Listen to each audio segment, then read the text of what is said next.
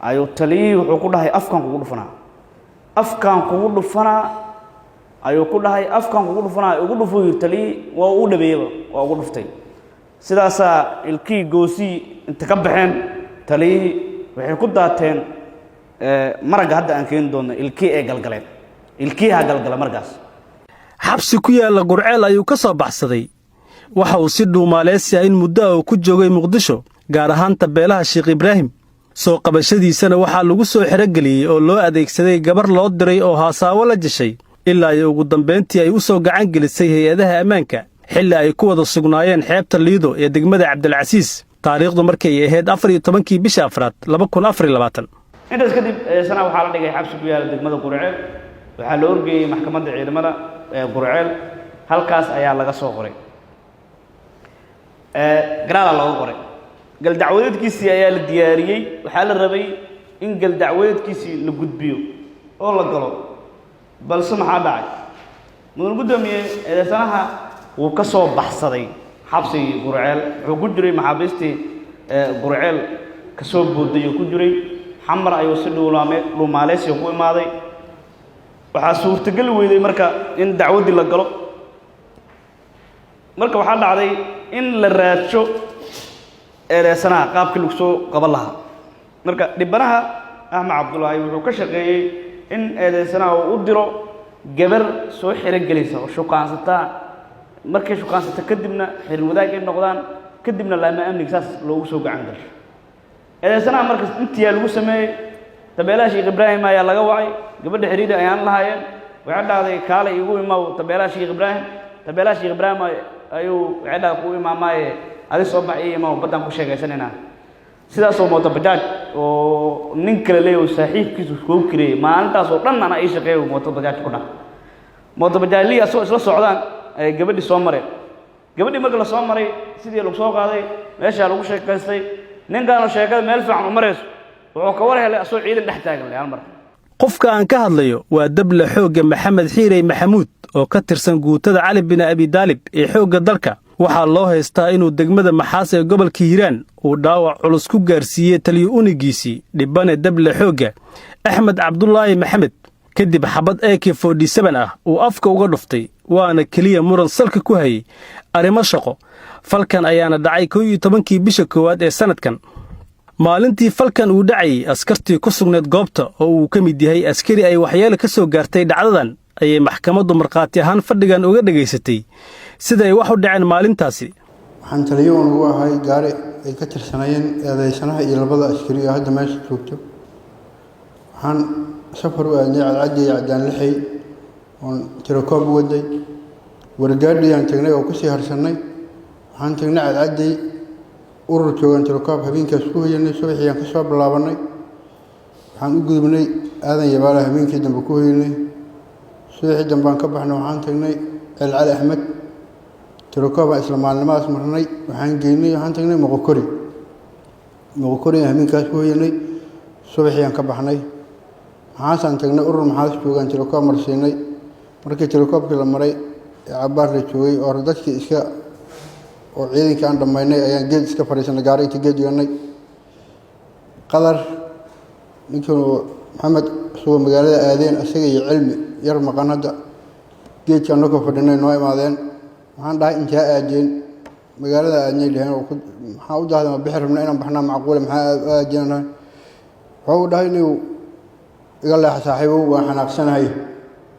waxa xanaaqsan jawaa adin ku xanaaqsan iga leeyahay waaye جاء ده وردم بدأ يقول لي أفكار حبتك أقول فناوده ما أنا حبت أقول فيها ده ها هو ده أفكار ولي بكاود فاوده ها ده دم يقول شيء حبت إسقف سيرة دعم أنا أفكار الجوال هذا والله أفكار حبتك هاجلنا هو يجلي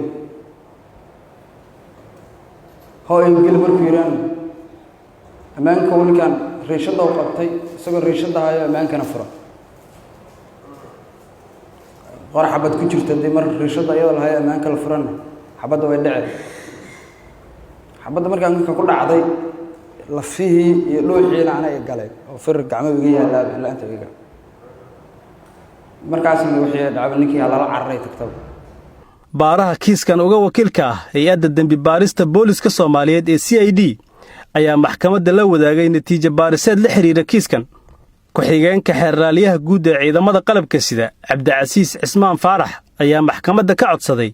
in eedeysanahan lagu xukumo ciqaabta sharci ee uu mudan yahay iyo bixinta magta dhaawaca ee dhibana dable xoogga Axmed Cabdulaahi. maadaama faahfaahinta kiiskan aan faahfaahinay oo u dhacay qaab xushnimo ah oo foolxun oo ah askari ka tirsan ciidanka xoogga waliba kuwii tababarka iyo qarashka badan lagu baxshay dalka dibadiisa dalka gudihiisa ma dalka dibadiisa la geeyay lacag tirabeela ay ku baxday aheed inuu cadawgii ay ku sii socdaan oo deegaanada qawaariinta ay haystaan sii xoreeyaan ayuu wuxuu hagaldaaca ku noqday waa marka si kale loo dhigo hagaldaaca wuxuu ku noqday howlgalkii socday maxaa yeelay tali unugii dhaqaaji lahaa howlgalkaas haddii la dhaawaco waxay noqonaysaa gaab in tali unug kale la keeno idin gudoomiye tali unugiisa ayuu dhaawacay wuxuu ku dhaawacay muran ee murmeen oo adi maxaa iskaga baxday anagoo ku ogeyn wax walba imaan karo meesha waa laga tegi karaa ciidan waa taqaanaa oo meel dego guuro ciidan aan istaraatiiji oodu u yahay macnaha inay sii socdaan waa meesha waa degayaan waa ka guurayaan qaabkaas iyadoo ay tahay mudane gudoomiye ayuu wuxuu dhaawacay tali unugiisa muranka uu ku dhaawacana waxaa waaye maxaa u maqnaa markuu dhaawacay kadib mudane gudoomiye maxaa dhacay mudane gudoomiye in degmada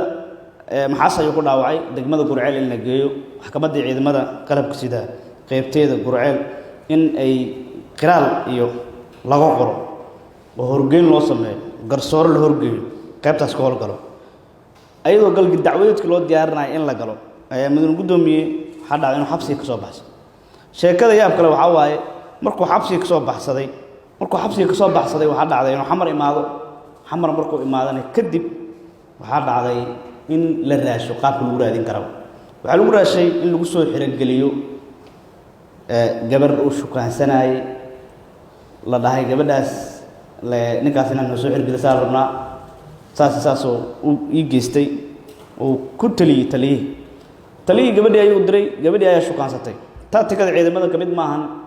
in si kastay aad u tahay askari inaad aaminto qof dumar maxaa yeelay qofka dumarka haddii shabaabtaa ka waran haddii ilaahay amarkiisa waxay naqatabo taliyihiisa ayaa raasanaya lacala haddii shabaab raasanayan ka waran waa dhibaato kale ahale mudane gudoomiye oo qawaariintii ay raasanayaan mar waxaa dhacda marka in la shukaansado ninkan shukaansiga wuxuu keenay inuu tabeelaha Sheekh Ibraahim ka soo wado masaafada leedo ilaa tabeelaha Sheekh Ibraahim waa dareemi kartaa mudane gudoomiye tabeelaha Sheekh Ibraahim safar noo soo galo bajaaj dhan uu soo kireysto dhaho maantaas oo dhan ay kireysan tahay imaado markuu maraya degmada Cabdicasiisna fariin hoos looga diray taliyay la dhahay ninku waa ku wadahay ku aaw ninkii oo baraf ka qabow ayaa meesha lagu qabtay mudane gudoomiye marka qaabkaas ayuu ku soo xiragalkiisa qaabkaas waa marka eedeysanaha waa qiraal lambarka koowaad lambarka labaadna marqaatiyaal ayaan keenay dhaawacaas inuu geystay dhaawaca uu geystay waa dhaawac culus waa dhaawac foolxun waa dhaawac taliya loo geystay taliyaha marka oo ciidamada amraayo amarkaas asna taliya kala baxsho haddii marka taliyahan la dilo taliya kalba badbaada maya taliya kasiiga marbada maya taliya ciidanka xoog badbaada maya kala sareynta ciidamada waxa waaye waa in amar la kala qaataa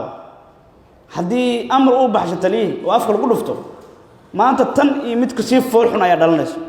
waana foolxumo kiis aad u foolxun oo waaqicina ahayn xilliga lagu jiran xilliga uu xun uu yahay waaye waxaan codsanaynaa mudane gudoomiye laba arrin aan codsanaynaa in lagu xukumo horto magta dhaawacaas iyo dhibkaas gaaray muwaadinkaas Soomaaliyeed ee taliyaha ahaa ee ciidankiisa hogaaminaya lambar labo in laga jaaseeyo maxaa yeelay wuxuu dhaawacay qof sahlan ma in laga jaaseeyo ay maxkamaddu ku xukunto xabsi adag ninka saas taliyihiisa u dilay ee saas uga dhigay inuu taliyihiisa daankiisa toosan inuu daankiisa qalloocdo ka dhigay waayo arrinta uga dhigayna arrin baalgeen ma marka waxaan codsanaynaa maxkamadda inay arrintaas sida ugu dhaqsiyaha badan inoogu fuliso maxkamadda waa maasan tahay qareenka eedeysanaha ayaa maxkamadda ka horjeediyey difaaca muwakilkiisa isagoo u codsaday in loo fiiriyo sifaalaha dembiga fududeeyo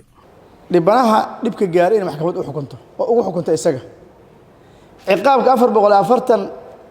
ka dhalanaya faqridiisa saddexaad ee dawligaane ay maxkamadda ka dayso laana dhaawac u yaala oo in laga bixiyo maahana uusan baxaynin baa ka culays badan wax kasta marka maadaama dhaawac culus u yaalo oo dhaawacan ninkan la daaweeyo la soo la xaqsiyo la raali geliyo marka kadib uu bixi karaya marka ciqaabta ka dhalanaysa maadaama ciqaab culus ay tahay waxa maxkamadda ka codsanaysa si waasa qodobka 4aad faqradiisa koowaad xarafka ga inay maxkamaddu u fiiriso sifaalaha dambiga fududeeyo oo ay ka dayso sidoo kale 226 xeerka habka ciqaabta Soomaaliyeed maadaama dhalinyaro uu yahay inay maxkamaddu ay qodobkaasna fiiriso oo salaftigiisa ciqaabka cafin uu sheegayo garsooruhuna inuu mar ciqaabta cafiye xaq u leeyahay laakiin dhibka asagu marna war ma leh saaxiib xaq asaga cafiyi kara saga qaadan kara marka waxa maxkamadda sharafta ka codsanayaa ciqaabta raacaysa inay ka dayso maxkamadda ma mahadsanta ninkaas walaalkay dhibkaas ana u geystay kasna igama ahayn wax xumaato aniga asaga naga dhaxeeyay habeeraata ma jiraan ninka walaalkay markaa xabadda iga fakatay anaa qaaday isbitaalka anaa geeyey anaa sharciga isu dhiibay anaa iscar ilaa haddana sharciga waa hogaansana walaalaa 3 bilood ku xirnaay waa ka soo fakaday gabadha xariir nagama dhaxeen ma shukaasanin waxa xariir nama dhex gelin baa ayada bis waa soo qaaday degmada Cabdicasiis markaa maraa jabboontiga liido yarkaan dhibkan u geystay Axmed Cabdullaahi ay ugu dhigay gaashaan la sare Xasan Cali Nuur Shuute gudoomiyaha maxkamadda darajada koowaad ee ciidamada qalabka sida ayaana ugu dambeyn fadhigan soo xiray Cabdiraxmaan Gacan warbaahinta qaranka Muqdisho.